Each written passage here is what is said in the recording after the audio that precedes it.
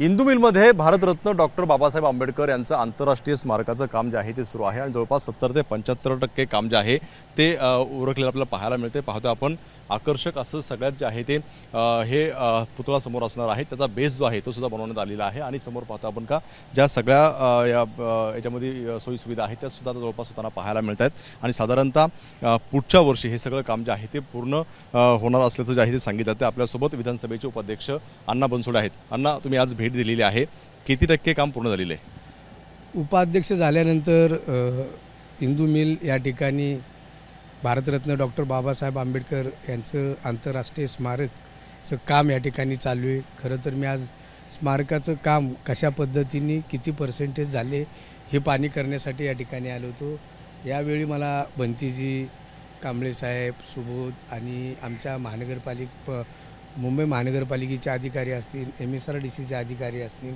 समाज कल्याणचे अधिकारी असतील आणि या ठिकाणी ज्यांच्या वतीने हे काम करण्यात येते ते शहापूरजी पालमचे कॉन्ट्रॅक्टर असतील आणि आर्किटेक्ट शशीप्रभू या सर्वांसोबत मी आज चर्चा करत असताना खरं तर त्यांनी सांगितल्याप्रमाणे जर आज काम बघितलं तर काम हे 70 ते 75% या ठिकाणी पूर्ण झालेले। आता जे काम महत्त्वाचं आहे ते म्हणजे भारतरत्न डॉक्टर बाबासाहेब आंबेडकर यांचा पुतळा, एक राम सुतार म्हणून दिल्लीचे आर्किटेक्ट आहेत किंवा जे पुतळा बनवतात ते जवळजवळ 100 वर्षाचे ग्रस्त असून त्यांनी भारतरत्न डॉक्टर बाबासाहेब आंबेडकरांना पाहिलेले, त्यांच्या मार्फत हा पुतळा त्या ठिकाणी पूर्ण करण्याचं काम चालू आहे। तर मी समितीचे अध्यक्ष असतील, आमचे जे सर्व शासनाचे अधिकारी असतील त्यांच्या समवेत दिल्ली या ठिकाणी जाऊन आज कशा पद्धतीने आणि किती पर्सेंटेज बाबासाहेबाच्या पुतळ्याचं काम झाले त्याची पाहणी करणार आहे।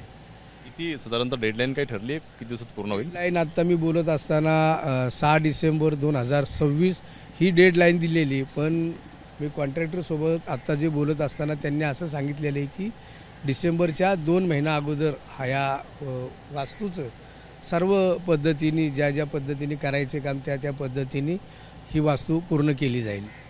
पाहतो आपण 6 डिसेंबर 2026 पर्यंत जी आहे ती ही वास्तू पूर्ण केली जाईल आणि त्याचं प्रगती पथावरती आपल्याला काम होताना पाहायला मिळते। खरं जर आपण ती समोरची क्रेन पाहिली तर ही देशातली एकमेव क्रेन आहे। 650 टन कॅपॅसिटीची ही क्रेन आहे आणि ही सुद्धा देशभरामध्ये एकच आहे आणि ती आता या ठिकाणी कार्यरत असलेली पाहायला मिळते। काही दिवसांमध्ये या ठिकाणी पुतळा बसवण्याचं काम सुद्धा सुरू होणार आहे, त्यामुळे जवळपास 70 ते 75% काम पूर्ण झाल्याचा दावा जो आहे तो केला आपल्याला पाहायला मिळतोय। कॅमेरामन कृष्णा खापरेसह राजेश सोने, एबीपी माझा, मुंबई। एबीपी माझा, उघडा डोळे बघा नीट।